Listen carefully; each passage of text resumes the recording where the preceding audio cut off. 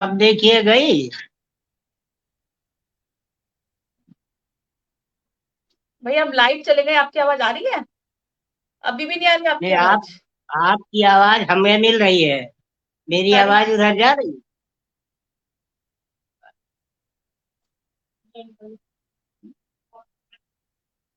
अच्छा रुकिए, काट के मैं एक बार दोबारा मिलता हूँ।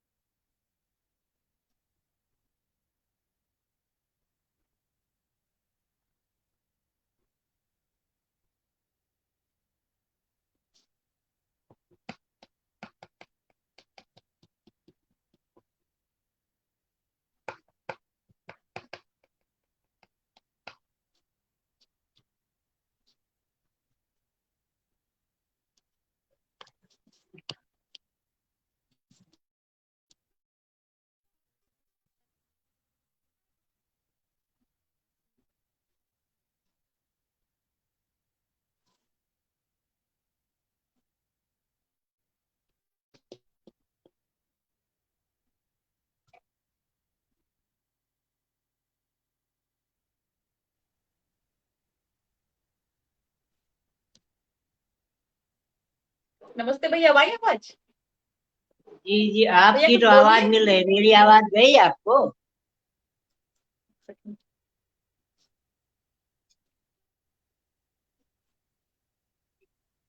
नहीं आ रही भैया आवाज, मुझे लगा माइक मेरे से खराबी होगी। नहीं आ रही आवाज।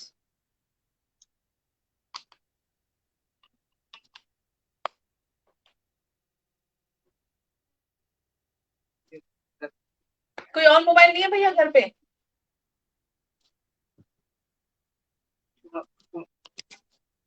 वो अपना ये अच्छा तो फिर मैं जुड़ता हूँ दूसरे।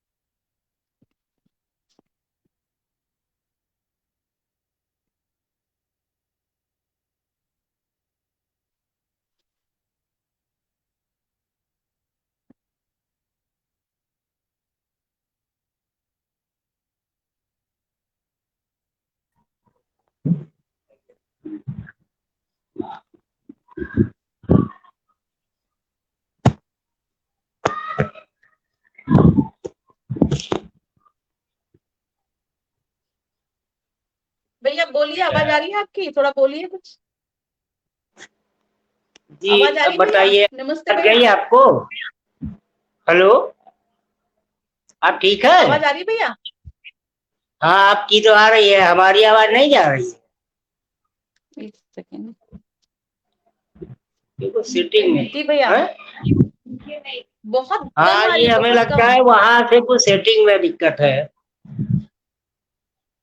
ओह, एक मिनट आप रुकिए, मैं देखती हूँ, एक सेकेंड और।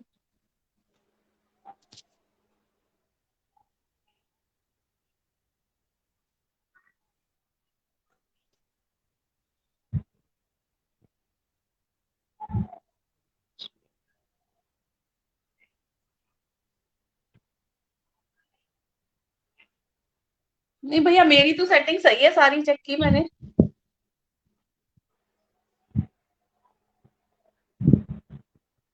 अरे हाँ, तो इस बार तो मैंने दूसरे मोबाइल से लगाया, फिर भी वही प्रॉब्लम है।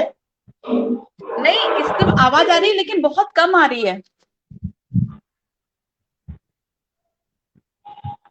अच्छा, एक मिनट, एक बार देखती हूँ और। अब आ रही है?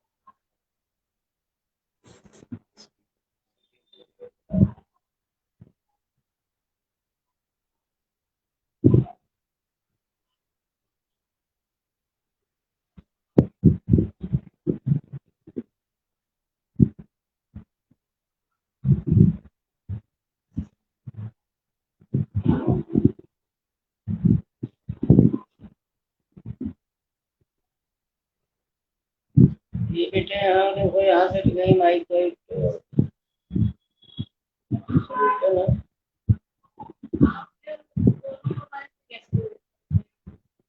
हाँ, तो यहाँ से तो सब हम सही किए हैं।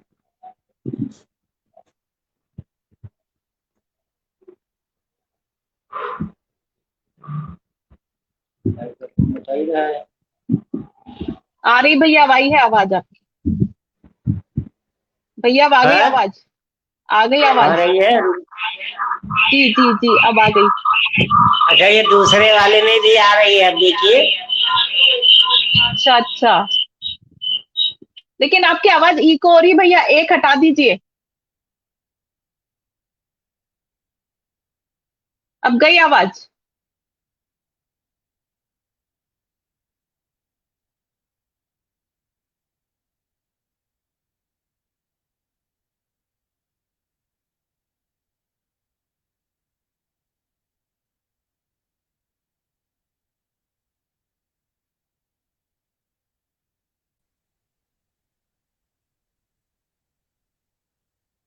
नमस्ते भैया। जी नमस्कार, अब बताइए, आवाज अब अब आ ठीक है रही ना? है। जी जी चलिए जी, ठीक अभी है। ठीक है। जी जी, नमस्कार। हमारे कार्यक्रम भेंट वार्ता में आप सभी का स्वागत है। आज हमारे साथ है गोंडा से वरिष्ठ साहित्यकार आदरणीय श्री सुधीर श्रीवास्तव जी। जिया साहित्य मंच के भेंट वार्ता कार्यक्रम में आपका स्वागत है। जी धन्यवाद। और अब आप कवि हैं, तो सबसे पहले हम शुरुआत करेंगे आपकी कविता से ही। कोई ईश्वर की वंदना आप सुनाना पसंद करेंगे? जी, मैं एक छोटी सी वंदना माँ के चरणों में रखता हूँ। स्वागत है।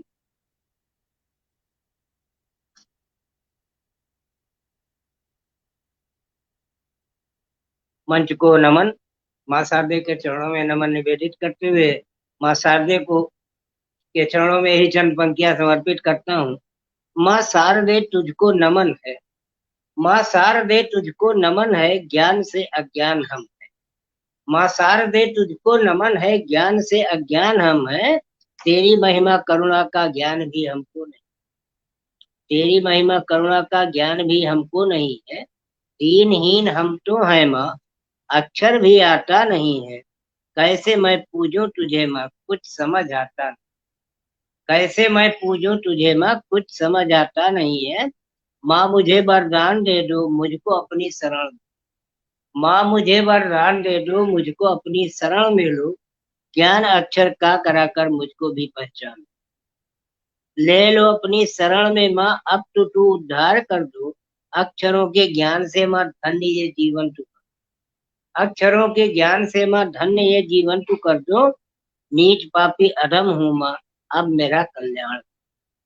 नीच पापी अधम हूँ माँ, अब मेरा कल्याण कर दो। अपनी ममता से मेरी माँ लाल को भोपाल। लाल को भोपाल। तो माँ शारदे के चरणों में पुनः नमन प्रेरित करते हुए मंच को नमन करता हूँ। आपका भी बहुत बहुत धन्यवाद, स्वागत करता हूँ। और मंच के उस पार इस कार्यक्रम से जो लोग भी जुड़े हैं उन सभी का भी बहुत बहुत स्वागत, वंदन, अभिनंदन। धन्यवाद। बहुत बहुत धन्यवाद, बहुत सुंदर वंदना सुनाई।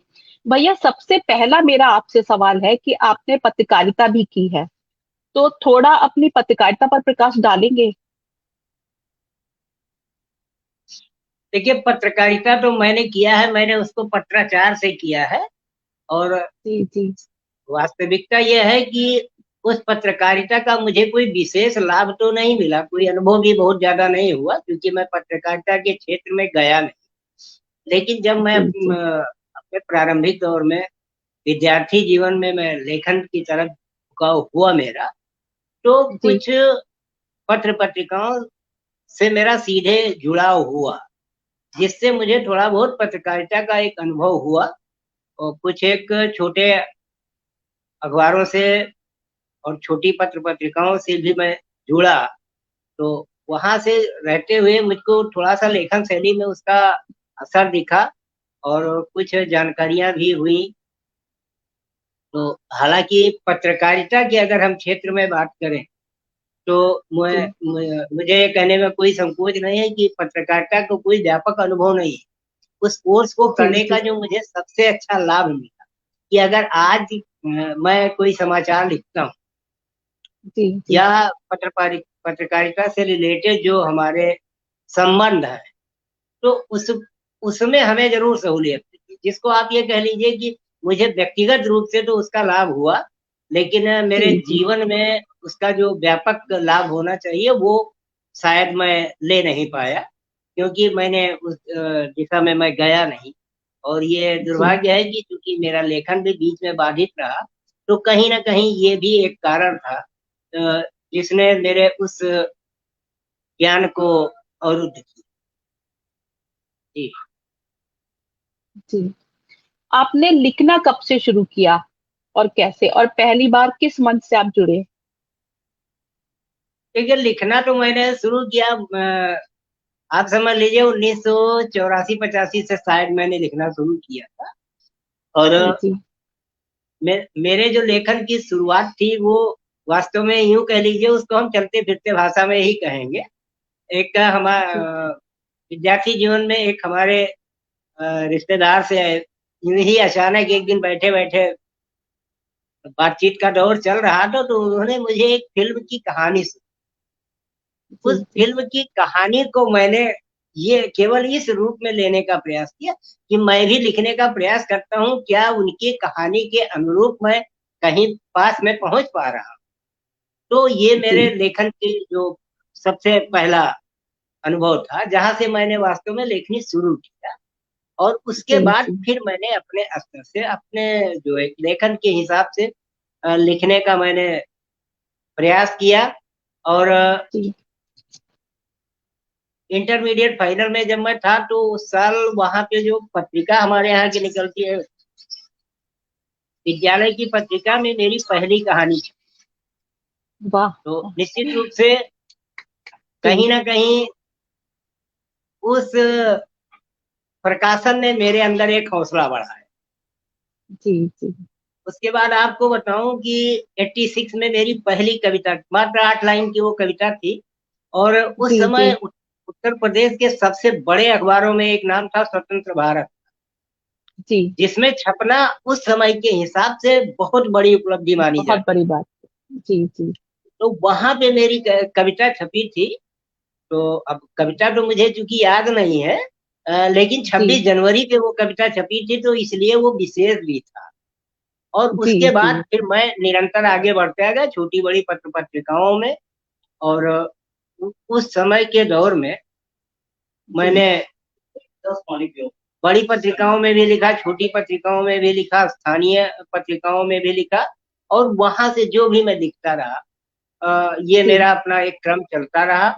और फिर मैंने पीछे पलट के नहीं देखा, मैं लिखता ही रहा, अच्छा खराब, जैसा लोगों ने हमें सुझाव दिए। कई लोगों ने हमें हमारी रचनाओं पे या हमारी लेखनी पे अपने सुझाव, मार्गदर्शन भी दिए। जी तो ये वहीं से मेरे लेखन की शुरुआत हुई। अ, जी प्रारंभिक दौर में अगर मैं बात करूं, तो जब मैं अपने गांव पे रहता, जी तो जी ये पढ़ाई का वो दौर था। तो हमारे गांव से जो हमारा मार्केट है, वहां पे जी एक जी छोटी सी पत्रिका, अखबार निकलता था साप्ताहिक। तो मैं उससे जी जुड़ा। तो कुछ लेखन का अनुभव साहित्यिक नहीं हुआ, लेकिन पत्रकारिता से संबंधित कुछ लेखन का अनुभव मुझे वहां से हुआ। उससे लोगों के जी बीच में जाने का जो एक झिझक होती है प्रारंभिक दौर की, वो थोड़ा सा मेरी कम। जी लेकिन जी उसके बाद फिर जब मैं आईटीआई करने यहाँ फैजाबाद में गया, जो इसको आज हम लोग अयोध्या बोलते हैं, उस समय वो जिला जी मुख्यालय जी के नाम फैजाबाद था। तो वहां जी पे जब मैं गया, तो वहां मुझको एक वहां की पत्रिका निकलती थी, वो आज भी निकलती है। उस समय वो साप्ताहिक और त्रैमासिक दोनों निकलती थी। जी तो जी उसके संपादक थे विजय रंजन जी। जी उनकी श्रीमती जी उस पत्रिका की जो है, आप ये समझ लीजिए कि व्यवस्थापिका कह लीजिए, संस्थापिका जी कह जी लीजिए। क्योंकि जी वो खुद जो है मतलब एक अच्छी लेखिका थी, और हिंदी साहित्य से चूंकि उन्होंने पीएचडी किया था, तो एक जी अनुभव ही जी उनके पास। तो मेरी जो क्लास चलती थी आईटीआई की, वो 2 बजे तक चलती थी। जी निश्चित रूप से मुझको जो सबसे ज्यादा फायदा मिला, जब उस समय तो फ्री था 2 बजे। और संयोग ऐसा था कि मैं मेरा जो आईटीआई कॉलेज था, वो फैजाबाद और अयोध्या के ठीक बॉर्डर पे था। और उनकी जो जी जी ऑफिस थी या उनका जो आवास था, दोनों एक ही जगह था। मेरे जी कॉलेज से मात्र 2 किलोमीटर की दूरी, और 2 ही किलोमीटर दूरी अयोध्या में मैं रहता भी था। जी जी तो मेरे लिए ये था, इधर जाना है उधर जाना है, तो मैं जी पहले वहीं जाता था। मैं उनके पास 2.5 3 घंटे बैठता था। और जी जी लगभग जब मैं आइडिया जितने दिन मेरा चला, मैं उनके साथ बैठता रहा, और उनके अनुभवों का मुझे लाभ मिला। वो जी लगातार मतलब एक वरिष्ठ की तरह, एक अभिभावक की तरह उन्होंने मेरा मार्गदर्शन किया। जी और आपको बताऊं कि जिस समय मुझे मैं लिखने का जब मैं प्रयास कर रहा था, तब आदरणीय विजय रंजन जी ने मुझे पुस्तकों की समीक्षा करने का अनुभव दिया। अनुभव क्या दिया, उन्होंने एक आदेश दिया। फिर जी मैंने जी उन पुस्तकों की समीक्षा की तरफ मैं आगे बढ़ा। मैंने लिखा जी और एक प्रयास जी किया, जो कमियां होती थी वो हमको बताते गए। उनके साथ रहते जी हुए आपको मैं बताऊं कि मैंने उनकी दी हुई 1,000 मतलब वो कम से कम 1 दर्जन पुस्तकों की समीक्षा की, जिसमें कई अच्छी अच्छी पुस्तकें थी, अच्छे जी जी रचनाकारों की पुस्तकें थी। जिसमें अब दो एक नाम तो आज भी मुझे याद है। एक लखनऊ के जी हैं, कुंवर पुष्मेश जी। तो उनकी जी पुस्तक की मैंने समीक्षा लिखी। जी और चूंकि मेरा लेखन बीच में बंद हो गया, तो लोगों से संपर्क कट गया। अब जब मैं पुनः आप लोगों के साथ जुड़ा हूं, तो कुंवर कुशमेश जी से मैंने अपनी ये यादें जरूर साझा की। जी और जी प्रारंभिक दौर में एक, हमारे यहाँ मनकापुर फैक्ट्री है टेलीफोन की, वहां पे एक खालिद सिद्दीकी जी थे। और आज जी जी भी वो हैं, अब तो सेवानिवृत्त हो गए हैं। गजल और व्यंग्य के बड़े अच्छे हस्ताक्षर उनको हम मान सकते हैं। प्रारंभिक जी दौर में जी उन्होंने मुझे बड़ा सपोर्ट, मैं कई बार उनके पास जाता था, वहां वहां से उन्होंने हमें मंचों तक पहुंचाया, पत्र पत्रिकाओं तक पहुंचाया। उनके संपादन जी में एक पत्रिका निकलती थी, उसमें भी हम लोगों ने हमारी रचनाएं छपी। और साझा संकलन में भी मेरी रचनाएं छपी। बल्कि मैं तो ये कहूंगा कि खालिद सिद्दीकी जी के सौजन्य से एक हम लोगों ने सामूहिक साझा संग्रह भी निकाला था। तो निश्चित जी रूप से जी ये प्रारंभिक दौर का एक मेरा अनुभव था। उस समय जी एक चर्चित नाम हुआ करता था, डॉक्टर अशोक गुलशन। जी ये बहराइच के हैं, पेशे से चिकित्सक हैं, अभी अभी सेवानिवृत्त हुए हैं। जी तो जी उनका भी मार्गदर्शन मुझे लगातार मिलता रहा। और मैं कई बार उनसे व्यक्तिगत रूप से भी मिला हूँ, उनके घर जी जाके जी मिला हूँ। और बहराइच में बुला के, उस समय जब हम लोगों को साहित्य का खागा नहीं आ रहा, उस जी समय उन्होंने हम लोगों को बुला करके मंच दिया। तो ये प्रारंभिक दौर का मेरा जो अनुभव है, निश्चित रूप से कहीं ना कहीं मुझे प्रेरित करता रहता है। अब ये मेरा जी दुर्भाग्य था कि बीच में जो मेरा एक लेखन में मेरे विराम आ गया, एक जो जी गैप हो गया, उसने भले मुझे प्रभावित किया, लेकिन उन अनुभवों का मुझे आज भी निश्चित रूप से लाभ मिल रहा है। जी भैया। भैया क्योंकि हमारे आप दर्शक लोगों के आपसे बीच में इन मंचों पे रहते हुए मैं मुझे ये कहने में कोई संकोच नहीं है कि जी आज जी लोगों को तेजी से विकास तो मिल रहा है, पहचान तो उनको मिल रही है, लेकिन जो धरातलीय अनुभव, मैं अगर लोगों के बीच में हूं तो निश्चित रूप से उस धरातलीय अनुभव का मुझे लाभ मिल रहा है। मुझे ये जी कहने में जी कोई संकोच, ये है मेरा भैया एक अपना अनुभव। ये बताओ। जी जी हमारे दर्शक जी भैया जानना चाहेंगे कि आपने अभी बताया कि आपके लिखने में बीच में बाधा आ गई थी, तो हमारे दर्शक जानना चाहेंगे उस बाधा के बारे में, तो थोड़ा सा आप देखिए, बताएंगे। उस बाधा के बारे में तो वास्तविकता यह है कि मैं खुद इस बात को नहीं समझ पा रहा हूँ कि ये जी बाधा जी क्यों आई और कैसे आई। ये भी हो सकता है कि चूंकि जीवन यापन और फिर जिम्मेदारियां जी भी इसके कारण हो सकते हैं, लेकिन इसका जो सटीक कारण है, इस पे मैं खुद जी विश्लेषण करने का प्रयास करता हूँ, तो मैं उसके वास्तविक कारणों तक मैं खुद नहीं पहुंच पा रहा हूँ। तो इसके लिए जी भाई मैं जी आप सभी से क्षमा चाहूंगा। लेकिन ये जरूर है कि 99, 2000, 2001 के आसपास मेरा लेखन बना।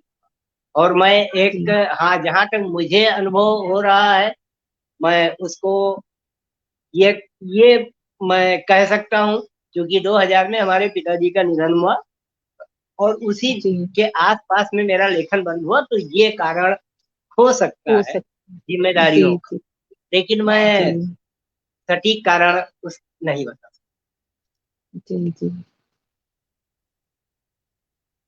भैया आपने अपनी देहदान का भी निर्णय लिया है, तो ये जी देहदान करने की प्रेरणा आपको कहाँ से मिली और आपने कब इसके बारे में सोचा, कब निर्णय लिया। जी, देखिए, निर्णय तो ये मैंने संभवतः 85 या 86 में लिया है। आपको जी जी मैं बता दूं, क्योंकि देहदान के बारे में तो, क्योंकि विद्यार्थी जीवन में तो इन सब चीजों को कोई बहुत अनुभव नहीं था।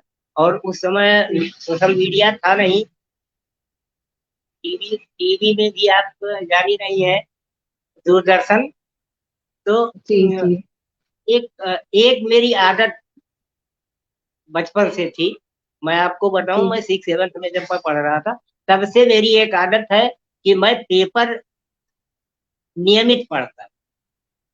जी उसके लिए मैं, चाहे मुझे घर से निकल के चौराहे पे जाना पड़े या कहीं जाना पड़े, पेपर पढ़ने की मेरी एक आदत थी। तो ये इंटरमीडिएट का संभवतः वाकया है, मैं समय बहुत निश्चित नहीं बता पाऊंगा। एक न्यूज जी मैंने जी पढ़ी, शत्रुघ्न सिन्हा ने नेत्रदान, ये देहदान का संकल्प किया। जी ये समाचार जब मैंने पढ़ा, तब मैंने इस पे विचार करना प्रारंभ किया। जी लेकिन चूंकि आप इस चीज को सभी लोग महसूस करते हैं, अपने भारतीय समाज में बहुत सारी विडंबनाएं दी हैं। अभी हम लोग जब घर में भी बात करते हैं, आज भी मैं ये कहने में संकोच नहीं, अभी हम घर में भी अगर इस पे हम सबसे खुलकर चर्चा करते हैं, तो बहुत सारी विरोध जी होते हैं, और विरोध घर में ही सबसे ज्यादा। जी जी तो लेकिन ये चीज मेरे मन में उस समय से है। फिर आगे चलते जी हुए थोड़ा सा क्योंकि मैंने आपको बताया कि मैं पेपर नियमित पढ़ता रहा, तो जी जी नेत्रदान देहदान, तो चूंकि उस समय तो मैं खुद ही एक बच्चा बच्चा था, तो जी एक जी उत्सुकता जरूर थी कि मुझे भी जी करना है। फिर मैंने जी जी नेत्रदान का किया। जी लेकिन बीच में चूंकि मैं साहित्य से भी दूर हो गया, जी जी तो ईमानदारी से कहूँ तो ये देहदान की बात भी बीच में सब हवा में चली गई। लेकिन जब जी चूंकि 2020 में जब मैं अस्वस्थ हुआ पहली बार, जब मुझे पक्षाघात हुआ, तो स्वास्थ्य जी लाभ के दौरान ही फिर मेरा लेखन शुरू हुआ। मैं लोगों से जुड़ा, मंचों से जुड़ा, और जी मंचों से जुड़ने का जो सिलसिला शुरू हुआ वास्तव में 2020, क्योंकि जी जी शायद आप लोगों को यह इस बात का ताज्जुब लगे कि 2020 के पहले मैं एंड्रॉइड फोन को छूते डरता था, चलाने की तो बात छोड़िए, मैं छूते जी हुए जी डरता था, किसी का फोन में छूता भी नहीं। जी जी लेकिन इस बीमारी के बाद जो है, हमारी बेटियों के सौजन्य से ही मैं आप लोगों के बीच में हूं। अन्यथा तो वो डर आज भी बना रहता है। जी जी तो यहाँ से आगे चलते हुए फिर मेरे मन में एक ये विचार है। एक इंटरव्यू मैंने सुना था सरदार जोगिंदर सिंह, जो जी गोरखपुर जी से है, और वो रक्तदान और देहदान अंगदान का एक एनजीओ चलाते हैं, जिनका पूरा इंटरव्यू मैंने 1 घंटे सुना था। जी तो वहां से फिर मुझको प्रेरणा मिली, और मेरे मन में आया कि हाँ, अब मैं कुछ कर सकता हूँ, क्योंकि गोरखपुर हमारे यहाँ से पास में है।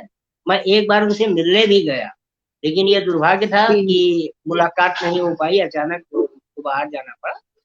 तो जी मैंने घोषणा कर दी है, प्रक्रिया के लिए थोड़ी शारीरिक असुविधा है तो मैं नहीं निकल पा रहा हूँ, लेकिन वो जी मैं जी कर ले जाऊंगा, तो उसमें कोई जी ऐसी दिक्कत नहीं है। और आप लोगों को ये भी बता दूं को उसके लिए कोई ये भी जरूरी नहीं है कि आप जब तक जो ये विभागीय कार्रवाई, कागजी कार्रवाई नहीं करते तो नहीं होगा। ये परिवार के जी ऊपर निर्भर करता है। आप कागजी कार्रवाई कर भी लें और परिवार नहीं जी चाहेगा, तो तब भी जी तो नहीं जी होगा। तो ये जी परिवार के जी ऊपर भी निर्भर करता जी भैया, है। ये चीज आपने है। बताया कि इसका विरोध घर में भी लोग सबसे पहले घर में ही करते हैं, तो आपको भी इस विरोध का सामना करना पड़ा? नहीं, विरोध का सामना तो करना ही पड़ता है, लेकिन चूंकि अभी मैंने इसमें घर घर में मैंने ज्यादा चर्चाएं अभी इस संबंध में मैंने नहीं, जी क्योंकि जी मेरी बातें जो है घर में सबको ये लगता है। और क्योंकि एक मैं आपको बताऊं कि मैं जिद्दी, थोड़ा जिद्दी टाइप का इस मामले में, कि जो करना है मुझे करना है। आपको जी जो जी करना होगा कीजिएगा, जब हम नहीं रहेंगे तो कौन क्या करेगा ये तो ऊपर वाला जाने। लेकिन मैं जो एक मेरा अपना नैतिक है, और जी जी इसके लिए हौसला जो मुझे, आपने एक बात की कि आपको प्रेरणा काम, प्रेरणा तो मुझे सन जी 85-86 में मिली, लेकिन जी ईमानदारी से जी आपसे मैं बात करूं तो हौसला जो मुझे मिला वो मुझे अपने जी जी पड़ोस से मिला। हमारे पड़ोस जी में एक बुजुर्ग है जिनको हम लोग अंकल बोलते हैं, आज 97 साल के, उन्होंने जी जी देहदान कर रखा है। और हम लोगों जी से रोज मुलाकात, क्योंकि घर के पास में है, जी जी जी जब भी थोड़ा सा हंसी मजाक की बातें आती है, मरने जीने की बात आती है, ये उम्र का दौर है भाई, तो वो जी हम लोगों को इस बात के लिए हमेशा ये बात बोलते हैं कि बेटा, हमको अयोध्या लेके नहीं जाना है तुम लोगों को, इसलिए पहले से जी अपने को मजबूत रखो, हमको पीजीआई लेके चलो।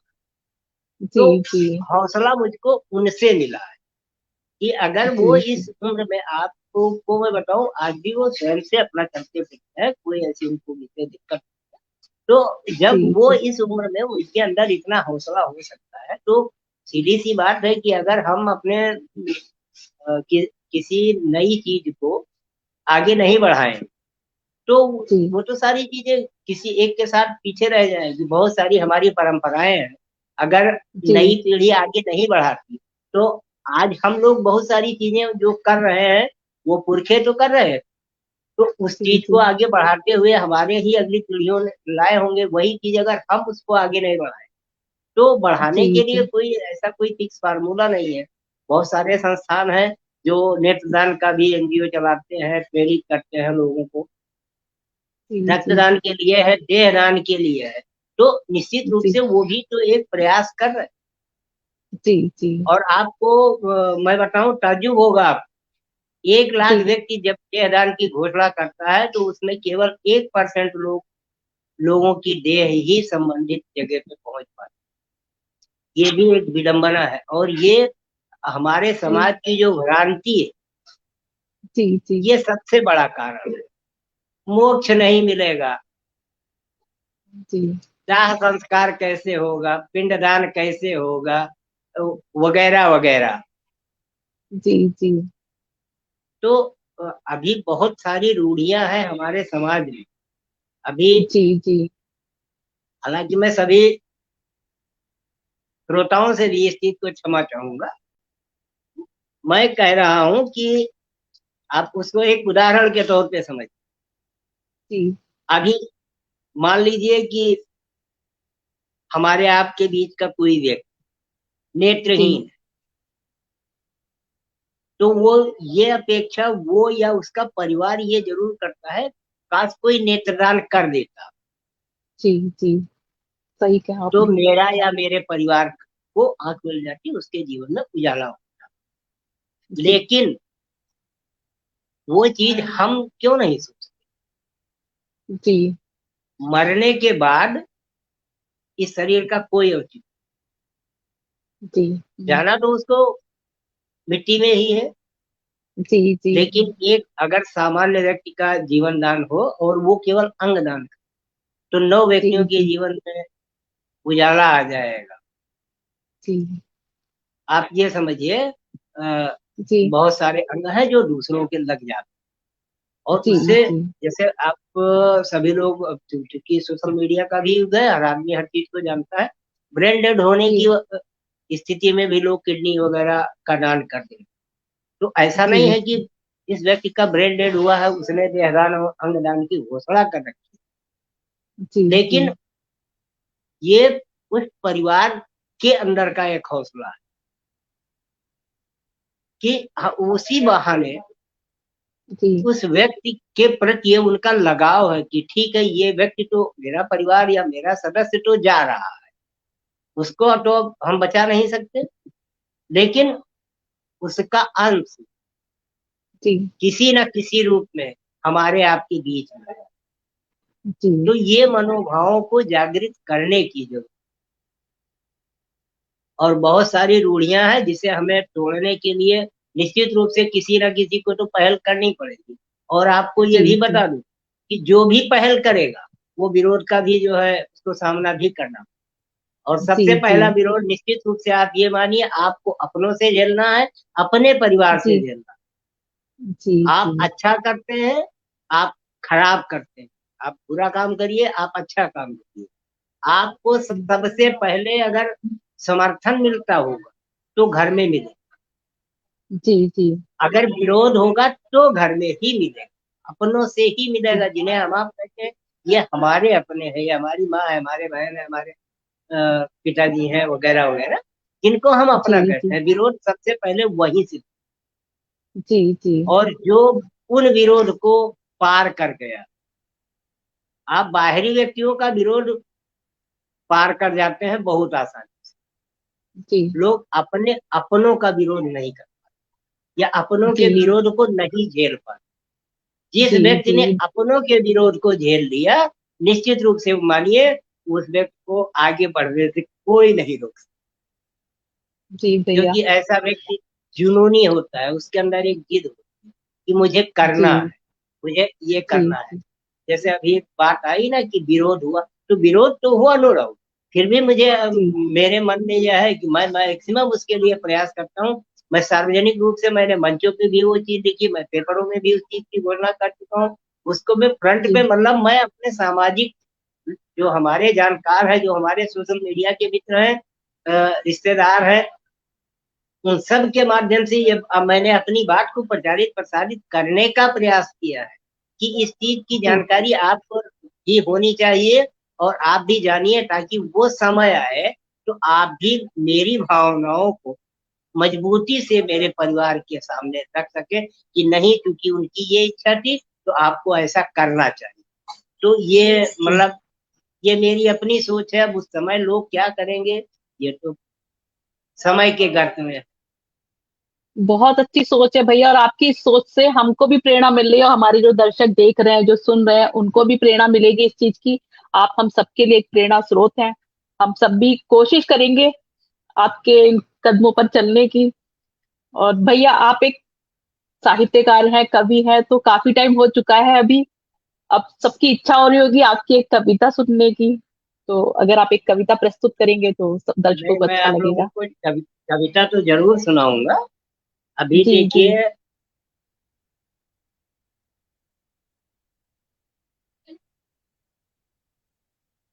आप मैं अपनी कविता तो आपको सुनाऊंगा, लेकिन उसके पहले जी मैं कुछ बातें आप सभी से करना चाहूंगा। जी। मैं आज के सोशल सोशल युग को देखते हुए मैं अपनी बात कर रहा हूँ। जी हम लोग सामान्यतः ये चीज आप भी देखती होंगी और बहुत सारे लोग देखते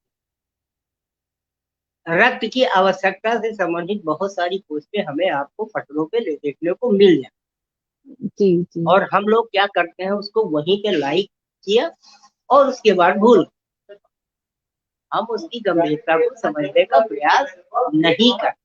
क्यों? जी जी। उसको हम ये मान के चलते हैं, अरे ये आदमी तो हमसे 1000 किलोमीटर दूर है, हम तो इसको जानते नहीं, ये हमारा तो ये हमारा तो कोई मित्र नहीं है। एक मिनट।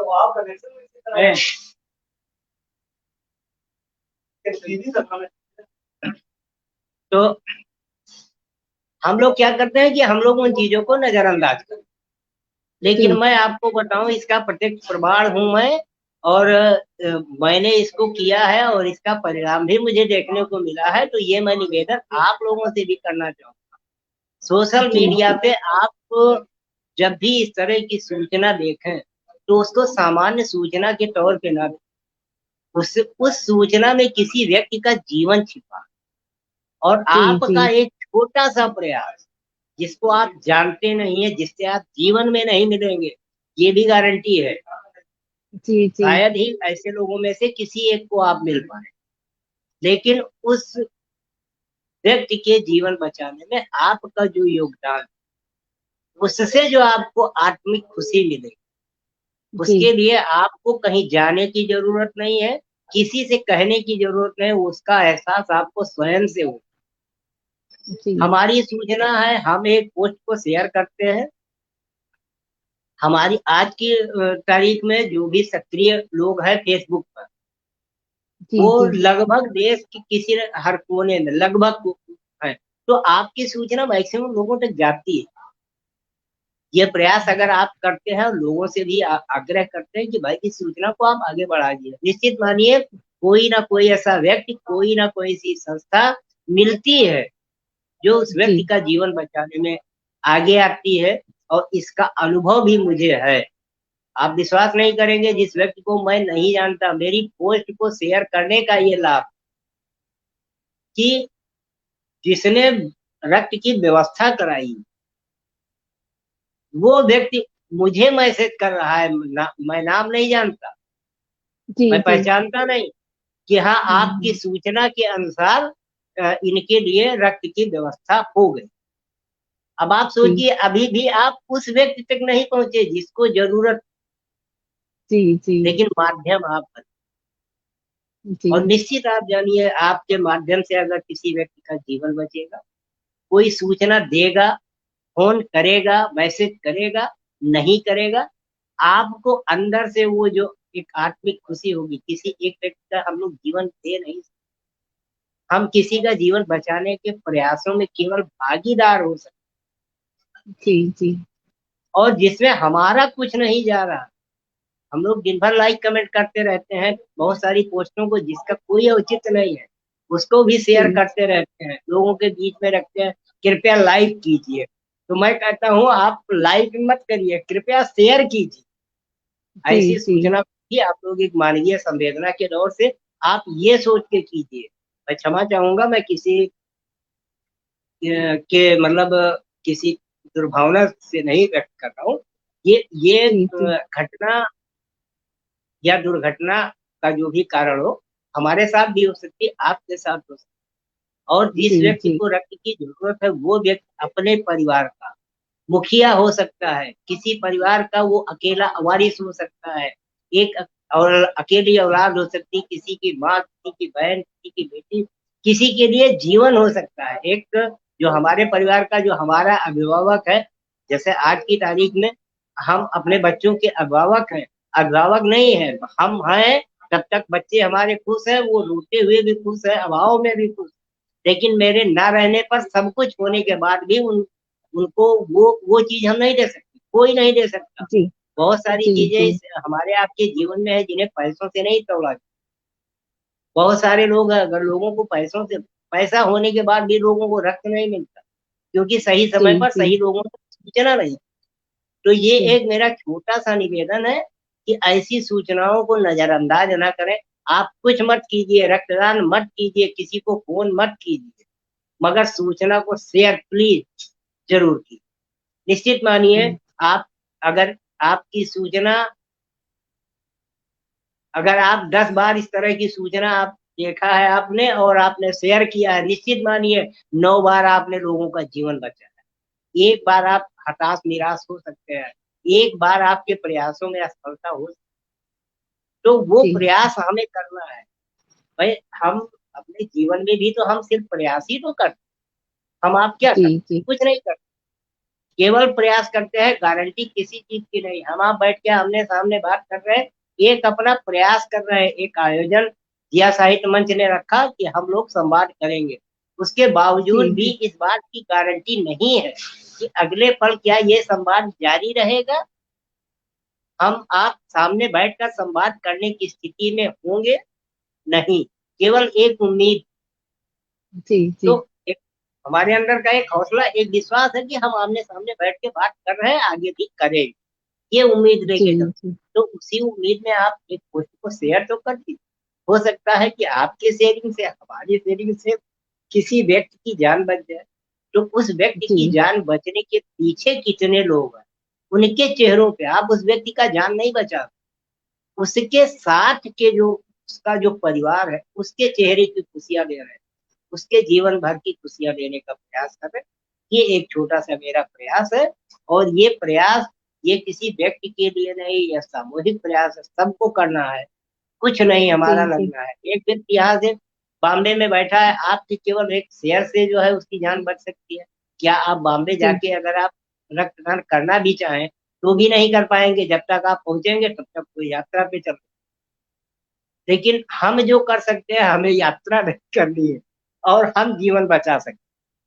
तो ये जी जी आपका एक प्रयास है, उन प्रयासों का ही नतीजा है कि गोरखपुर में 1 घंटे में ब्लड की व्यवस्था हुई है। मैं यहीं मैं बस्ती में बैठ के मैं बात कर रहा हूँ। जी क्या जी है, केवल आप शेयर तो करें, प्रयास तो करें। जी तो ये मेरा ये कहना है। और जी रचना की बात है तो किस तरह की रचना आप लोग सुनना चाहते भैया, रचना अभी की तो आप अभी सुनाते हैं। हम लोग चाहते हैं आप पहले की कोई रचना अपनी सुनाए, जो आपको याद हो या आपके पास लिखी रखी हो, हैं? मैंने जो मेरे आपकी पास पुरानी रचनाएं रचना सारी कोई जो। लिखी रखी है। जी जी एक रचना मैं आप लोगों को सुनाता हूँ। जी निश्चित रूप से मेरी उस रचना पे आप सभी हंसे मुस्कराएंगे भी, लेकिन जो रचना का भाव है, जी अगर उसको महसूस करने का प्रयास करेंगे तो निश्चित रूप से आपको अच्छा लगेगा। जी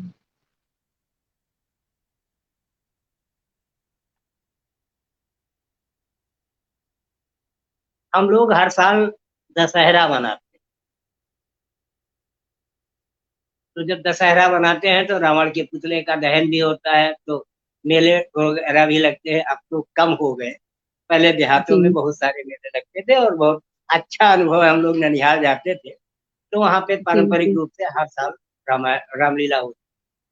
तो जी जी क्योंकि हम लोग कल्पनाओं में जीते हैं, जो भी जितने भी कलमकार हैं वो कल्पना में ही जीते। तो जी मैं जी भी उसी कल्पना से, मैंने उसी रावण के पुतले से एक रचना को भाव देने का प्रयास किया है। और निश्चित रूप से जी मैं आप सभी का समर्थन चाहूंगा। मेरी रचना के भाव आप तक जरूर पहुंचेंगे, और अगर मेरे भाव जी पहुंचते हैं तो आप स्वागत। सभी का समर्थन मैं आशीर्वाद। जी रचना का स्वागत है। शीर्षक है रावण नहीं मरे। हर साल रावण के पुतले का दहन होता है, इसी उद्देश्य से रावण मरेगा, लेकिन वो एक जी जी परंपरा बन गया। परंपरा से हटकर मैंने सोचने का प्रयास। आप उस चीज को देखिए।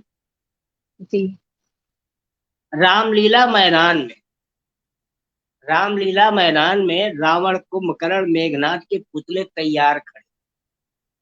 रामलीला मैदान में रावण कुंभकर्ण मेघनाथ के पुतले तैयार खड़े थे। पुतलों को देख ऐसा लग रहा था जैसे वो भीड़ का उपहास कर।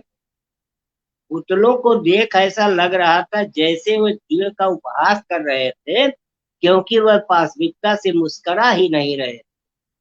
क्योंकि वह पाशविकता से मुस्करा ही नहीं रहे थे, ऐसा लग रहा था बड़ी बेशर्मी से भीड़ को ऐसा लग रहा था बड़ी बेशर्मी से भीड़ को घूर रहे थे। अचानक मुझे लगा, ध्यान चाहूंगा थोड़ा, आगे मैं कुछ गंभीर बातें करना चाह रहा हूँ। जी जी अचानक मुझे लगा कि रावण के पुतले से निकल एक साया मेरे पास है। आप, हो सकता है कि शब्दों में कुछ व्यवधान आपको लगे, लेकिन जी मेरे पंक्तियों के भाव महसूस करने का प्रयास कीजिए। जी जी अचानक मुझे लगा कि रावण के पुतले से निकल एक साया मेरे पास आया और मुझसे पूछ बैठा, क्या सोच रहे हो भाई। यह हास्य मिश्रित एक रचना है, तो इस जी जी रचना का आनंद लीजिए। अचानक मुझे लगा कि रावण के पुतले से निकल एक साया मेरे पास आया और मुझसे पूछ बैठा, क्या सोच रहे हो भाया। मैं हड़बड़ाया पसीने पसीने हो गया। साया कुटिल मुस्कान से मुस्कराया, अपना सवाल फिर से दोहराया। साया कुटिल मुस्कान से मुस्कराया, अपना सवाल फिर से दोहराया। मैंने गमछे में जल्दी जल्दी अपना पसीना पोंछ हिम्मत जुटाया। मैंने गमछे में जल्दी जल्दी अपना पसीना पोंछ हिम्मत जुटाया और फिर बोला, हे रावण, तुम राम के हाथों कुंभकर्ण मेघनाद संग जलकर मरने वाले। हे रावण, तुम राम के हाथों कुंभकर्ण मेघनाद संग जलकर मरने वाले हो। फिर भी हंस रहे हो तन कर खड़े फिर भी हंस रहे हो तन कर खड़े हो। क्या तुम्हें डर नहीं लगता। क्या तुम्हें डर नहीं लगता। हर साल मरने के बाद भी बेशर्मी का तनिक भी एहसास नहीं होता। हर साल मरने के बाद भी बेशर्मी का तनिक भी एहसास नहीं होता। इतना सुन रावण जैसे द्रवित हो गया।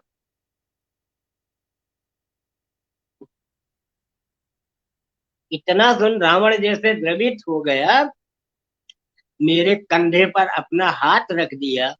फिर उसने जो कहा उससे मेरे मन में रावण के लिए सम्मान का भाव उत्पन्न हो। फिर उसने जो कहा उससे मेरे मन में रावण के लिए सम्मान का भाव उत्पन्न हो गया। रावण ने मुझसे इतना भर कहा कि तुम सबसे बड़े बेशर्म हो। रावण से भी बड़े रावण हो रावण से भी बड़े रावण हो। हमें हमारे भाइयों को हर साल जलाते हो, फिर भी नहीं शर्मा। हमें हमारे भाइयों को हर साल जलाते हो, फिर भी नहीं शर्माते हो। अपने मन के रावण को पहले क्यों नहीं जलाते अपने मन के रावण को बहुत खूब। पहले क्यों नहीं जलाते हो। एक रावण के पीछे इतने रावण मिलकर पौरुष क्यों दिखा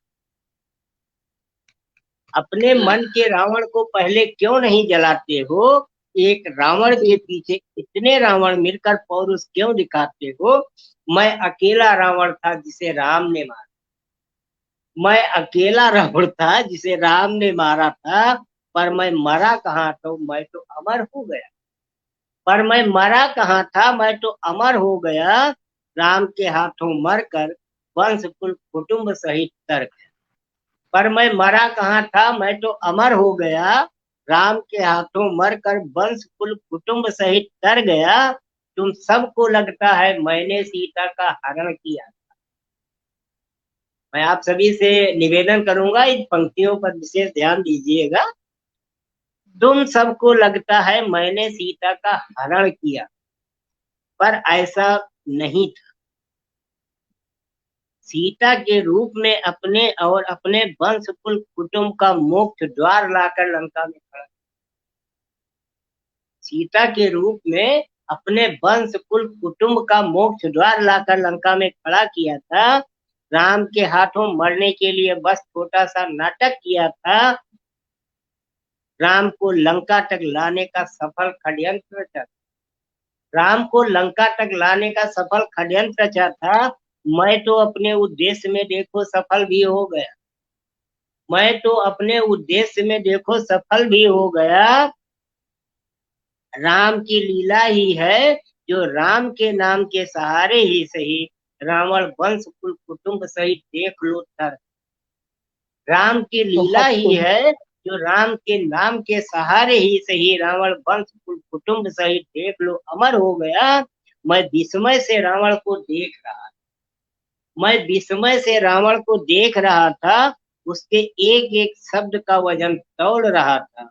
रावण की आंखों में खुशी के साथ मोक्ष की खुशी भी देख रहा। रावण की आंखों में खुशी के साथ मोक्ष की खुशी भी देख रहा था। मैंने संयत भाव से रावण को देखा। मैंने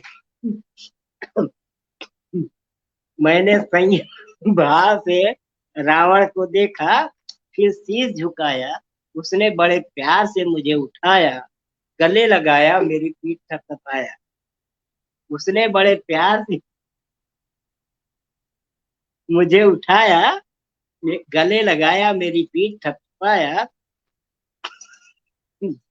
ढांढस बंधाया, फिर समझाया। ढांढस बंधाया फिर समझाया। वक्त वक्त मुझे जलाकर कुछ नहीं हो वक्त मुझे जलाकर कुछ नहीं होगा। जलाना ही है तो अपने अंदर के रावण को जलाओ। रावण बन रावण को भला कैसे मार पाओ रावण बन रावण बहुत को खूब। भला कैसे मार पाओगे। बनना ही है तो राम बनो। राम ना सही कम से कम इंसान तो बनो। बनना ही है बहुत तो सुंदर। राम बनो। राम ना सही कम से कम इंसान तो बनो। मैं हर साल भाइयों संग जलता मरता मैं हर साल भाइयों संग जलता हूँ। कम से कम कुछ तो सीखो। मरकर बार बार जलने से अच्छा है राम का आदर। मरकर बार बार जलने से अच्छा है राम का आदर्श अपनाओ। मोक्ष पाने का उपाय अपनाओ। राम तो बन नहीं सकते, कम से कम राम की शरण में ही जाओ। राम तो बहुत बन नहीं सुंदर। सकते, कम से कम राम की शरण में ही जाओ। सच मानो तुम सबका भाग्योदय हो जाएगा। सच मानो तुम सबका भाग्योदय हो जाएगा। मोक्ष का द्वार चल कर तुम्हारे पास आएगा। रावण का पुतला जले ना जले, रावण की फौज का विस्तार। रावण बहुत का सुंदर पुतला जले ना जले, रावण की फौज का विस्तार रुक जाएगा। धरती पर राम ही राम नजर आए धरती पर राम ही राम नजर आएगा। तभी रावण का पुतला धू धू कर जल उठा। लोगों का शोर गूंज उठा, जय श्री राम जय श्री राम। लोगों का शोर गूंज उठा, जय श्री राम जय श्री राम। ऐसा लगा कि जलकर भी रावण बड़ा संदेश ही नहीं जीवन मंत्र दे गए। ऐसा लगा कि जलकर भी रावण बड़ा संदेश ही नहीं जीवन मंत्र दे गया है। सचमुच रावण कुटुंब सहित तर गया है। सचमुच रावण कुटुंब सहित तर गया है। खुद को राममय कर गया है। राम नाम के साथ अमर खुद को राममय कर गया है। राम नाम के साथ अमर हो गया है। राम नाम के साथ अमर। बहुत बहुत धन्यवाद। बहुत तो निश्चित बहुत रूप से सुंदर प्रस्तुति। ये ये मेरी कल्पना जरूर है, लेकिन अगर हम लोग जी इसकी गहराई में जाए तो हर साल निश्चित रूप से रावण हमें संदेश देने का एक प्रयास कर रहा है। जी अगर जी हम उसको मानवीय दृष्टिकोण से देखते हैं तो हम सारी चीजों को महसूस करते हैं, तो क्या हमें इस बात को महसूस करने की जरूरत नहीं होती? आखिर रावण का पुतला एक बार जल गया, 2 बार जल गया, राम जी ने मार दिया, फिर अब आज उसकी जरूरत क्या है? जी तो जी ये है कल्पना, कल्पना का एक दौर। लेकिन एक गंभीर बात मैंने कहने का प्रयास किया है, और उम्मीद करता हूँ कि हमारे श्रोताओं को भी मेरी ये रचना पसंद आई हो। बहुत सुंदर रचना प्रस्तुत की आपने और अपनी रचना के माध्यम से एक संदेश समाज को दिया है। वो संदेश निश्चय ही सब लोग समझेंगे और उसको अमल करने की कोशिश करेंगे, ऐसी हमारी कामना है। और जी, भैया एक बात कहना चाहती हूँ, सुधीर श्रीवास्तव नाम एक ऐसा नाम है कि किसी को सिर्फ बोल दो कि सुधीर श्रीवास्तव, हर कोई जानता है। तो मतलब ये कोई छोटा मोटा नाम नहीं, काफी बड़ा नाम है, काफी लोग जानते हैं, सिर्फ नाम लेना ही बहुत काफी है। छोटा सा 5.5 अक्षर का नाम है। लेकिन बहुत बड़ा है, काफी लोग जानते हैं, सिर्फ नाम ही काफी है। सुधीर भैया, किसी को बोल दो सुधीर भैया तो हर कोई जानता है। तो मैं आपसे जानना चाहती हूँ कि अभी तक आप कितने मंचों से जुड़े हैं, आपको संख्या भी याद है उनकी? नहीं? देखिए, ईमानदारी की बात मैं करूं तो कितने मंचों जी से जुड़ा हूं और कितने मंच मुझे जानते हैं, जी इस जी ये मुझे, मेरी जी, बस बहुत केवल बड़ी बात है। मैंने अपने जीवन में केवल एक चीज सीखा। जी अगर आप इस स्थिति में हैं, आप किसी को कुछ दे सकते हैं। जी जी हालांकि देने वाला तो ऊपर वाला है, हमारे आपके बस का कुछ नहीं है। फिर भी जी एक जी माध्यम अगर हम बन सकते हैं, वो मैंने जी प्रयास किया। क्योंकि जी जी जैसा कि मैंने बताया आपको कि प्रारंभिक दौर में लेखन के बाद बीच में सारा कुछ बंद था। जी जी लेकिन इस दिशा में जब मैं आगे बढ़ा तो एक जी चीज मैंने महसूस किया। आप चाहे जितना तेजी से आगे बढ़ते चले जाइए, जी बहुत कम लोग हैं जो ये चाहेंगे कि रास्ता आपको आपके अनुरूप मिलना चाहिए। या अगर आप जी प्रयास कर रहे हैं, भले घिसटते हुए, गिरते हुए, तो आपके साथ संबल बन के खड़ा हुआ है, ऐसा बहुत जी कम मिलता है। जी जी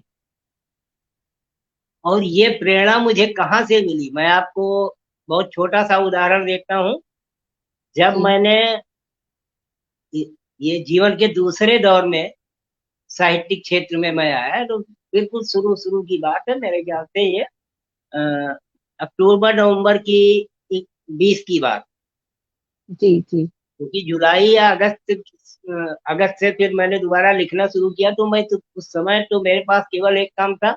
मैं फेसबुक से जुड़ता था, जी फेसबुक देखता था, कुछ लोगों जी की रचनाओं को पढ़ता था।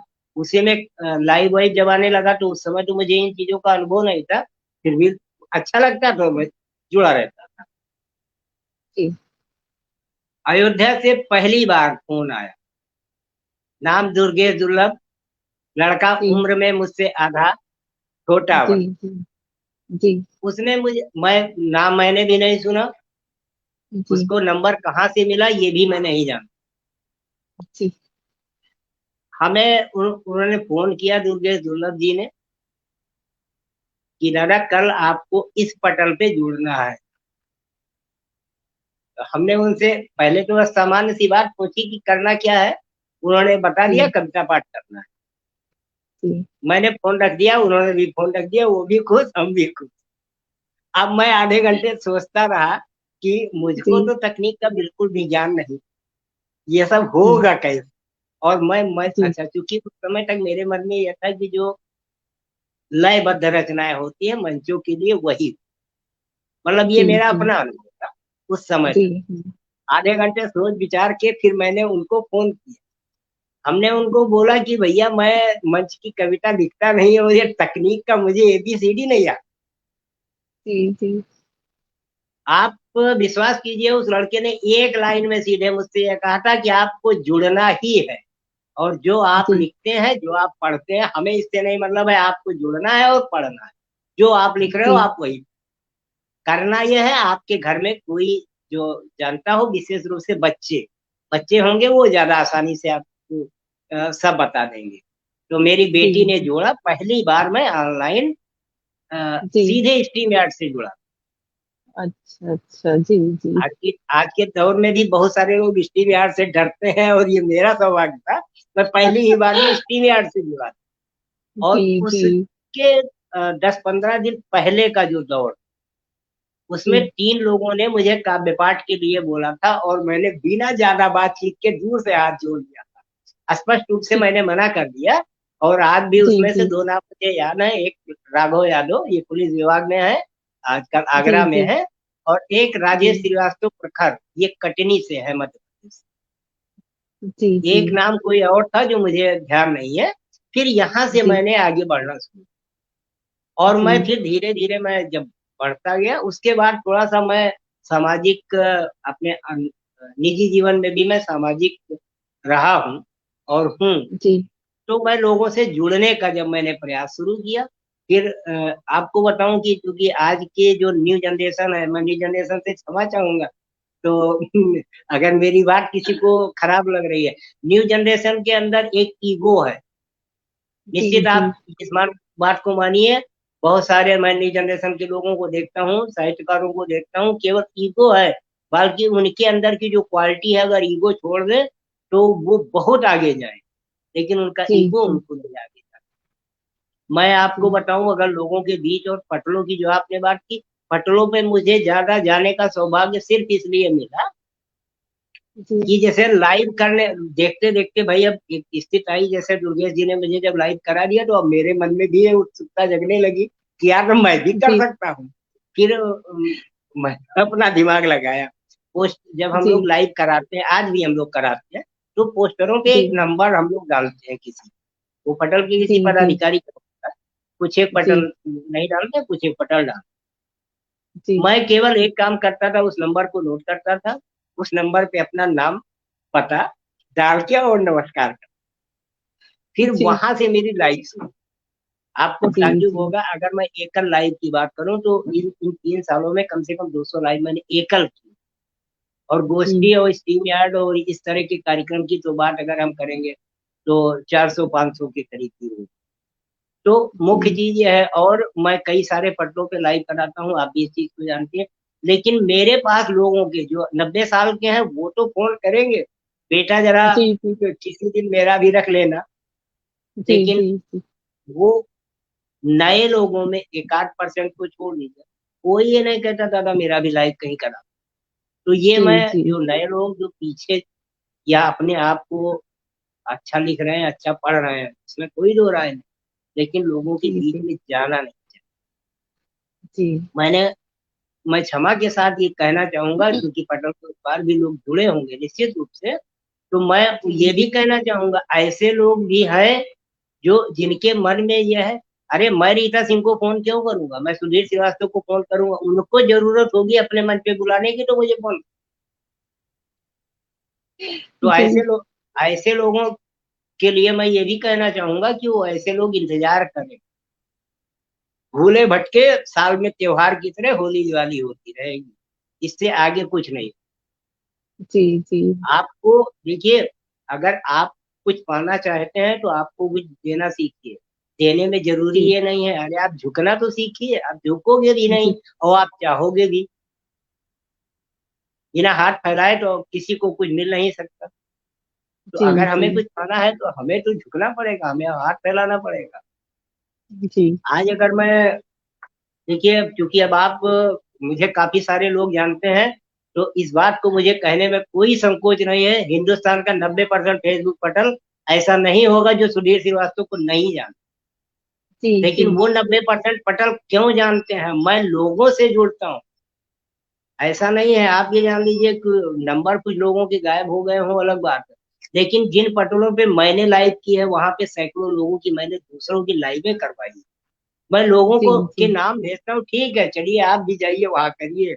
मुझे भी जिस तरह का लगता है, मैं लोगों को अलग अलग जगहों पे भेजता हूँ, जी जी लोगों को प्रेरित करता हूँ कि आप कर सकते हो। आप विश्वास कीजिएगा, 50 से ऐसे ज्यादा लोग होंगे जिन्होंने कभी फेसबुक लाइव की तरफ सोचा नहीं है, और जिसको हम लोग आम बोलचाल की भाषा में अगर कहें तो मैंने मार मार के लोगों को लाइव कराया। और आज मुझे इस बात जी की खुशी है कि ऐसे लोग जी जी अच्छा कर रहे हैं, बहुत बेहतर कर रहे हैं, जी और उसको उनको भी इस चीज का एहसास है। मैं ये नहीं कहता हूं कि आप मेरी तारीफ करिए, आप मेरी तारीफ ना करिए, लेकिन अगर जी मैंने जी आपको कोई रास्ता दिया, किसी ने भी कोई रास्ता, जरूरी नहीं मैं ही, किसी ने अगर आपको कोई रास्ता दिया है जो आपके हित का है, आप उसका धन्यवाद आभार ना कीजिए, उसको उतना दुख नहीं होगा। लेकिन अगर उसने आपको रास्ता दिया है, आप उस पर चलने का भी प्रयास नहीं करेंगे, तो निश्चित मानिए उसको दुख। यही जी चीज जी मैं कहना चाहता हूं। आप प्रयास तो करो। जी अगर जी हमने किसी को, हमें किसी ने रास्ता दिखाया है तो मैं आगे बढ़ रहा हूँ। अगर हम प्रयास ही नहीं करेंगे तो अगला कोई डंडा लेके मेरे पीछे बहुत देर तक नहीं खड़ा है। तो ये जी एक प्रयास है। आप देखिए, देने की बात अगर हम सीख लेंगे तो हमारे अंदर एक जो सामान्य स्थितियां रहेंगी, हम देने का आदत हमारी जिंदगी में शुमार हो जाएगा, और फिर उसका प्रतिफल जी भी आपको मिलेगा।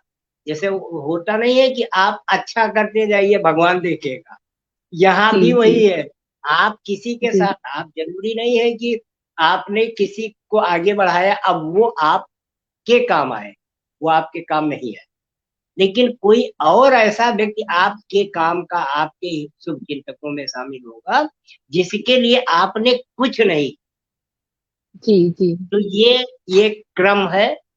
आप किसी और के लिए करेंगे, कोई आपके लिए कोई और करेगा, उसके लिए कोई और कर रहा है। तो ये एक क्रम है।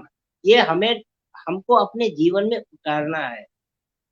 और ये जीवन है, जीवन में आप देखिए कि चाहे हम लोगों का निजी जीवन है या सामाजिक जीवन है, साहित्यिक जीवन है, किसी भी जीवन के किसी भी क्षेत्र में आपके लिए अपने आप को आप परफेक्ट कभी नहीं हो सकते। जी और जिस दिन आपको ये लग गया अब हम ही हम, अहम आ गया, उस दिन से आपका पतन शुरू। आप जी अपने आप को ये मान के चलिए, मैं एक विद्यार्थी, सीखने की प्रवृत्ति ने ही हमें आप लोगों तक जोड़ा है। ऐसा नहीं जी है कि जी मेरे अंदर कोई विशेष चीज है। अगर मैं आप लोगों से जो एक ईमानदारी की मैं बात करूं, जितना मान सम्मान और प्यार दुलार लोगों ने मुझे दिया, सही बात तो यह है कि मैं उस स्तर का व्यक्ति नहीं हूँ। हमको तो लोगों ने कह कह के वरिष्ठ कवियों, बड़ा भाई और क्या क्या बना, इतना मान जी सम्मान दिया। लेकिन उसके लिए ये चीज है कि मैं आज भी इस चीज को मुझे कहने में संकोच नहीं है कि मैं किसी को भी, आप हमें जानते हैं आप हमें नहीं जानते हैं, मुझे इस बात से कोई फर्क नहीं पड़ता। अगर आपने मुझ तक अपनी बात पहुंचाई है तो निश्चित आप मानिए मैं अधिकतम प्रयास करता हूं कि आपकी समस्या का समाधान हो। यहाँ तक कि मैं आपको बताऊं, बहुत सारी समस्याएं ऐसी आ जाती हैं जिसका सीधा ताल्लुक मुझसे नहीं है, फिर भी मैं जी उसके लिए मैं जो भी जहाँ मेरा अपना विवेक काम करता है, मैं उस समस्या का समाधान लेने का प्रयास करता हूँ। तो ये एक ऐसी चीज है कि आपको आगे बढ़ा सकती है, लोगों के बीच में ला सकती है। सरल बनिए, और जो आपके पास वो देने का प्रयास।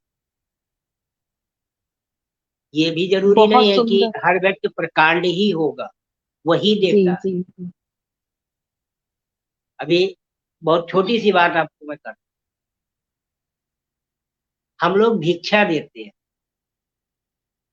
कहने के लिए तो हमने भिक्षा दिया यानी हम बड़े आदमी हो।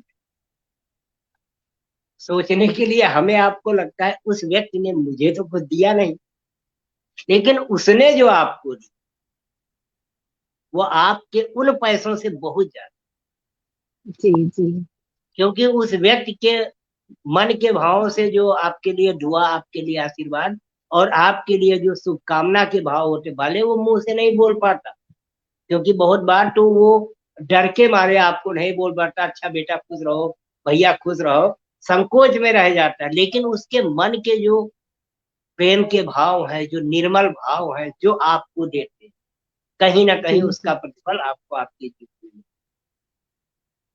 लोगों को ये लग सकता है, खुद तो 3 साल से जो है पक्षाघात से पीड़ित है, दुनिया भर के इतिहास बता रहे हैं। मैं आपको बताता हूँ कि आप लोगों से ही जुड़ने का ये नतीजा है, आप लोगों के साथ जुड़ने का नतीजा, आप लोगों के जुड़े रहने, आप लोगों के प्यार दुलार स्नेह का नतीजा है। मुझे ये बात कहने में कोई संकोच नहीं है कि मैं अकेला आदमी, जिसके लिए इतने सारे लोग दुआ करते हैं। ये ठीक है कि आमने सामने नहीं है, कोई हमें फोन करके नहीं बताता, लेकिन जितने लोगों की दुआएं मुझे हैं, अगर मैं आप लोगों के बीच में बैठा हूँ, उन्हीं दुआओं का प्रतिफल है, जिन्हें शायद इस जन्म में क्या अगले 2-4 जन्मों में भी कभी नहीं मिलूंगा। आभासी दुनिया से ही मेरा संपर्क। तो आप इस चीज को ना कहिए। मैं जिन स्थितियों से गुजरा हूँ, अगर मैं इस साहित्य साधना में नहीं अपने आप को मोड़ पाता, तो शायद मैं इतिहास बन जाता। लेकिन आज मुझे ये कहने में संकोच नहीं है कि आज की तारीख में मैं इतिहास बना रहा हूँ, निश्चित रूप से बना रहा हूँ।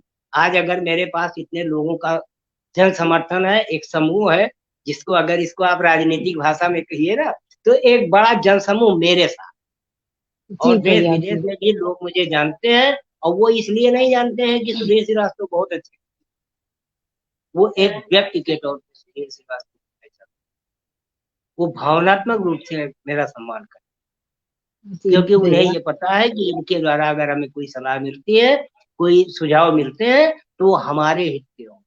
और जी हमारे पास ऐसे ही लोगों की सूचनाएं या फोन आते हैं, जिनको ये पूरा विश्वास है कि इनसे हमें गलत दिशा निर्देश नहीं मिले। और यही ईमानदारी की बात है, यही मेरे जीवन का सार है आज की जो परिस्थितियां हैं। अगर मैं आप लोगों के बीच में हूँ, निश्चित रूप से मुझे उन दुआओं, उस इतने के प्रति मैं नतमस्तक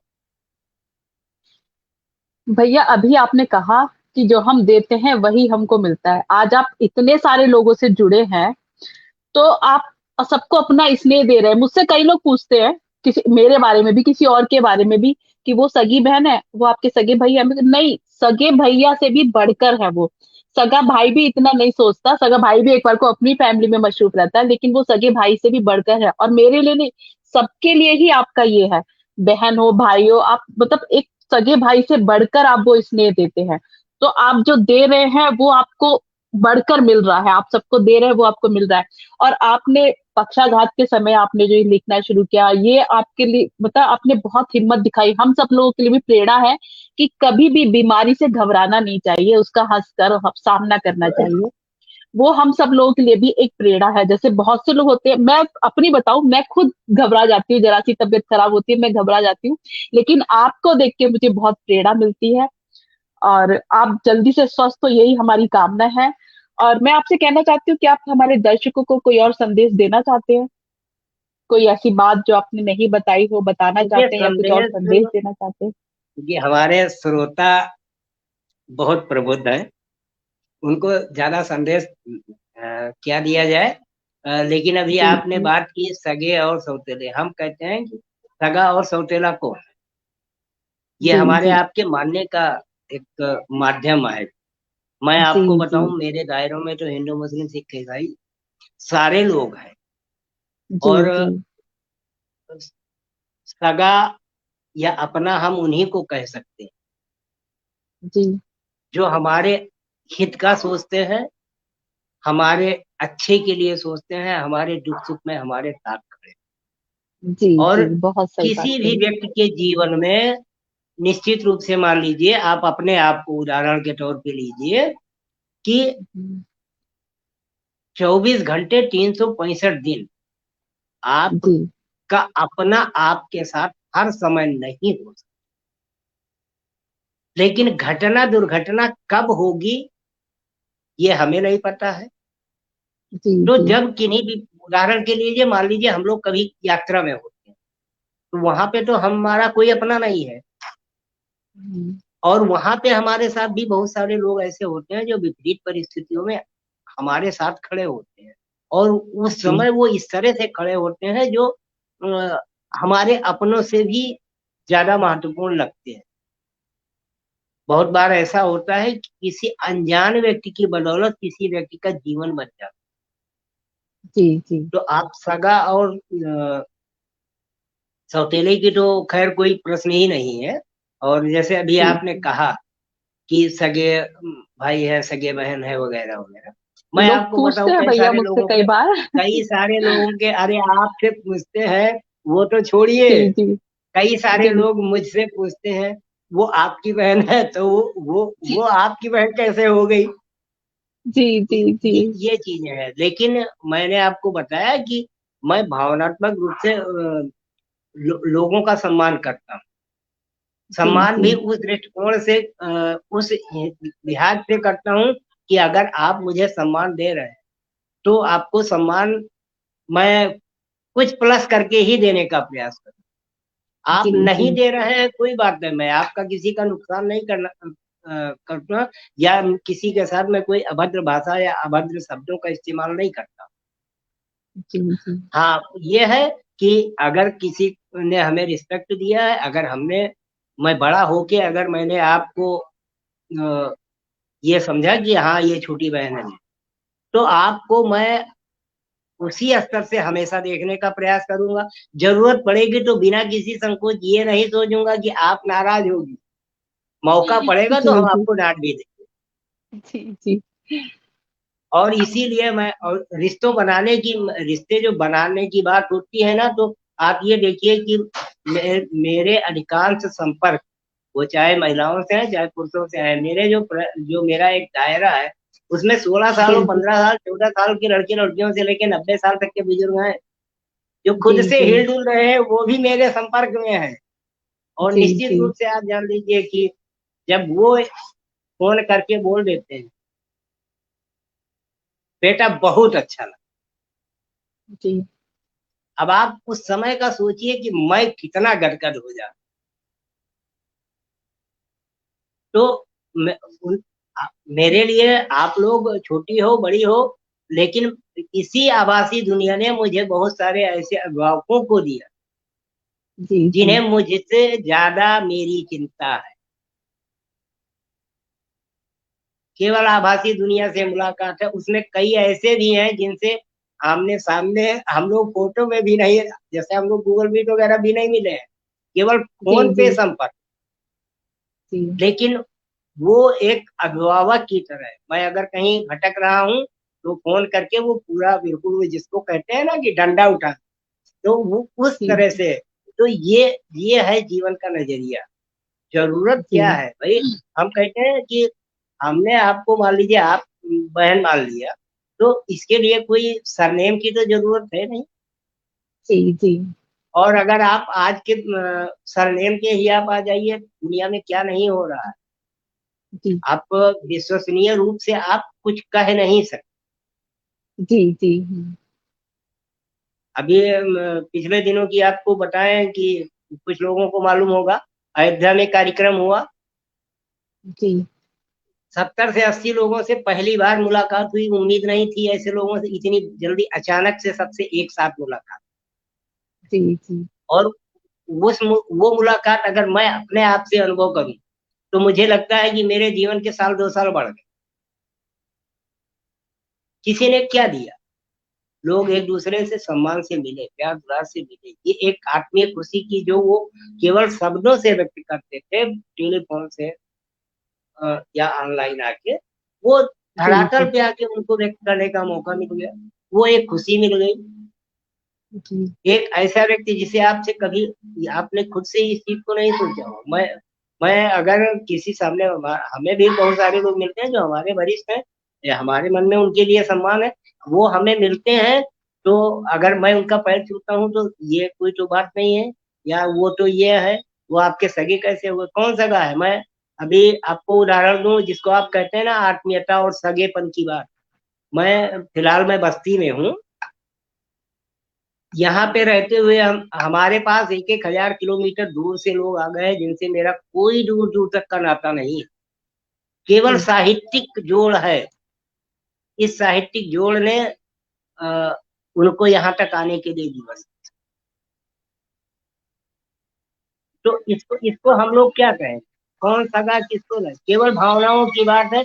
आप किसी को अगर भावनाओं से महसूस कर रहे हैं, वही आपका सगा है। आपको जी बहुत आपके सगे हैं, आप उनको भावनाओं से नहीं, तो घर में भी तो विवाद होते हैं। तो ये कोई ऐसी बात नहीं है, उसको थोड़ा सा हमें महसूस करने की जरूरत है।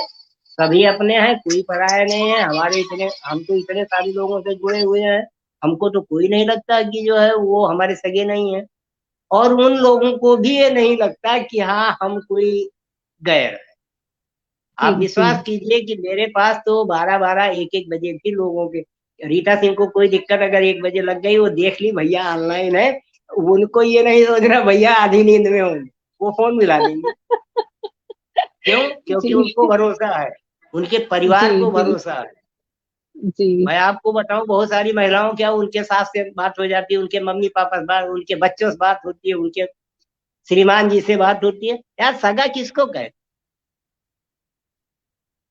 हम तो बहुत बार अपनी श्रीमती जी से भी लोगों की बात करा देते हैं, बच्चों से भी बात जी करा जी देते हैं।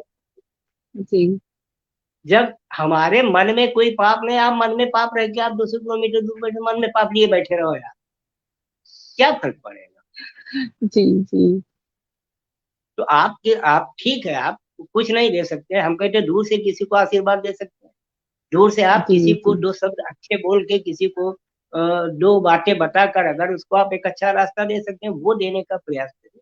मैं वही देने का जी प्रयास कर रहा हूँ। और निश्चित रूप से आप मानिए कि ये साहित्य ने मुझे ये नवजीवन दिया है।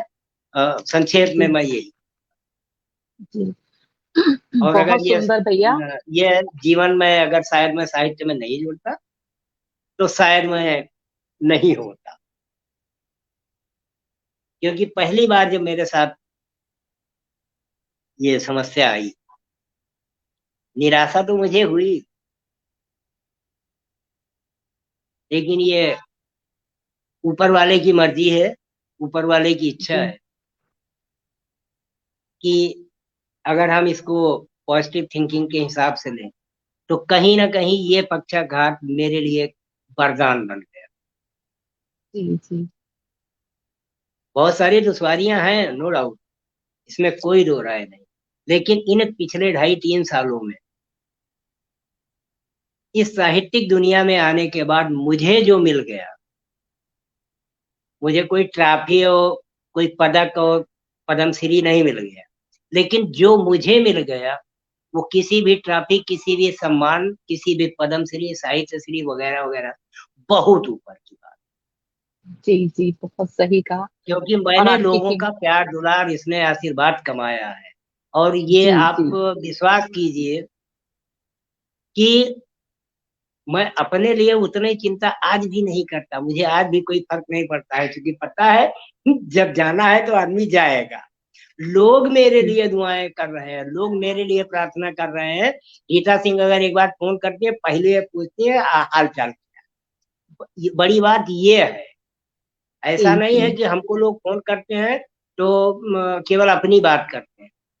अपनी बात भी करते हैं वो, पहले अपनी बात करेंगे तो बाद में एक संदेश जरूर लगा देंगे, अपना जरा ध्यान रखिए, थोड़ा घूमिए टहलिए कम।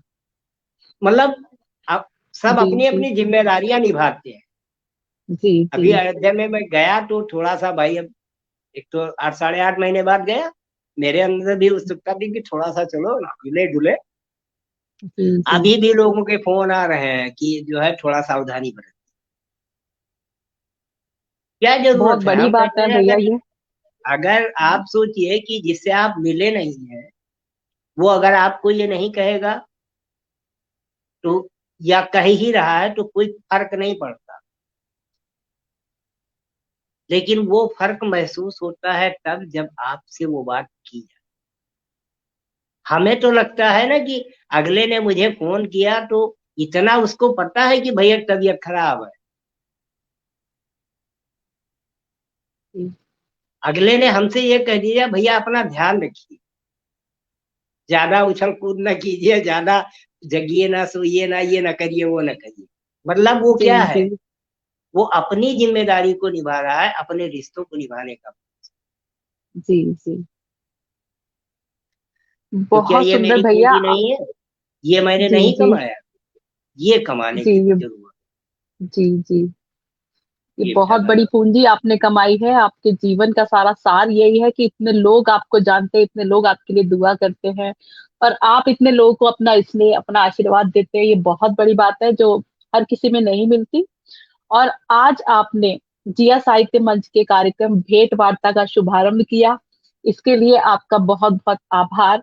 और अपनी बहुत सारी बातें शेयर की हम सबके साथ में, इसके लिए भी बहुत बहुत धन्यवाद। हम सबको आपसे प्रेरणा भी मिली। आपने ज्ञान की बातें भी बताई, आपने रावण के बारे में भी बताया, आपने रक्तदान, देहदान, नेत्रदान के बारे में हम सबको प्रेरणा दी, इसके लिए बहुत बहुत धन्यवाद।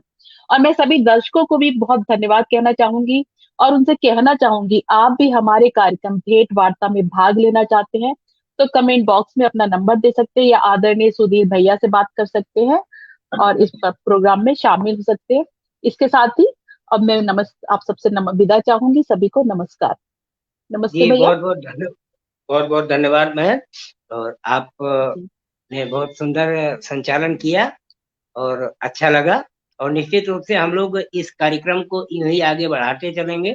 बहुत सारे लोगों जी को मैं इस कार्यक्रम के द्वारा मैं जो हमारे पटल के उस पार लोग जुड़े हैं उन सभी से भी आग्रह करेंगे, आप अपने मन के भावों को बाहर निकालिए, संकोच जी तोड़कर जी बाहर आइए। और हम लोग आपको पूरा सहयोग देने को तैयार हैं। आप जिस भी रूप में आप आगे आना चाहते हैं, कविता, कहानी, लेखन, जिस भी तरह से आप अब हिचक आप दूर कीजिए। ये मत सोचिए कि आपको कोई रास्ता देने वाला नहीं है, मंच नहीं देने वाला है।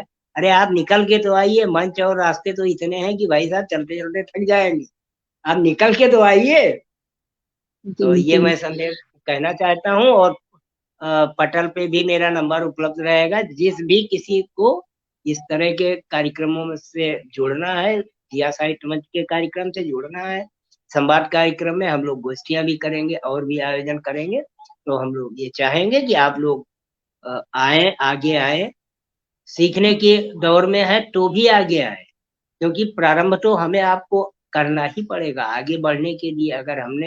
अगर मैं आज आप लोगों के बीच में, रीता सिंह जी आपके बीच में अगर हैं, तो किसी दिन ये भी पहली बार आई होंगी, उस समय ये भी डर रही होंगी। हम लोग भी डर रहे थे पहली बार जब मैं आया था। तो आप सोचिए कि ऑनलाइन आते हुए भी मैं कांप रहा। तो ये कपकपी का जो अनुभव है, ये जी जी, ये बहुत सभी को सुखद होता होता है, जीवन भर याद रहता है। तो है। जी बहुत बहुत जी, धन्यवाद। और धन्यवाद भैया। सभी को सभी को शुभ नमस्कार। संध्या। नमस्ते भैया। नमस्कार।